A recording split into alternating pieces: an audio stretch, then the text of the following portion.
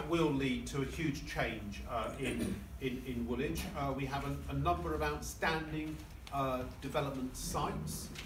So we've got the site in front of and behind Tesco's, that's my home site. We've got the Spray Street site, we've got the rest of Trinity Walk, and there might be one or two other smaller things like around the Wilkinsons, what's called the leisure centre site coming on stream. Now in all this, my mantra very much is what we've got to move from is developer-led regeneration to community-led regeneration. So we're actually engaging the community and local businesses, but principally local residents, people that live in Woolwich, with those developments a long time before they come to planning approval. So we will see great changes, but we need to make sure that we keep one united Woolwich in those changes, and we don't have this huge chasm which is emerging between a sort of a dormitory, affluent Woolwich and a quite poor, a much poorer Woolwich. Right. Thank you, David. Iris, any question? Yes. The type of change I'd like to see is a regeneration which is a bottom-up approach. So regeneration that will be welcomed by the community.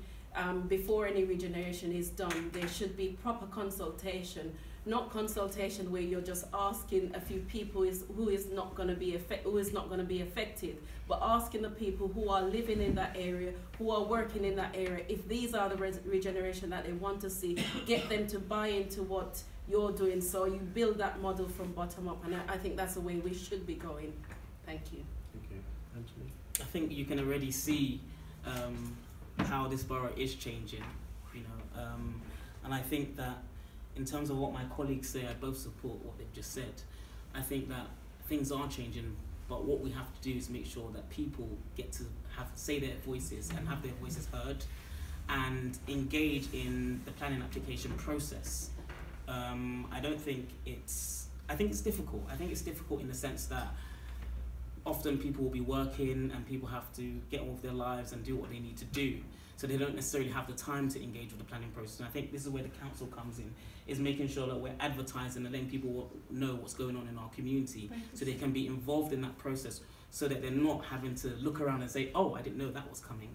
So it's about making sure you're aware so that you can put forward your own views on how you want it to impact your community. Thank you. Right, thank you. Thank you. Mike Howden, thanks for your question. So I think most of my colleagues have said pretty much a lot of what the practicalities are of what we're going to see over the next few years.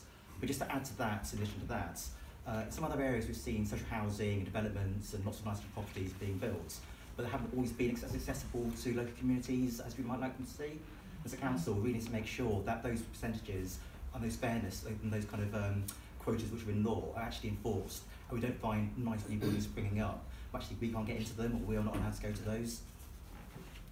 Thank you. Thanks very much.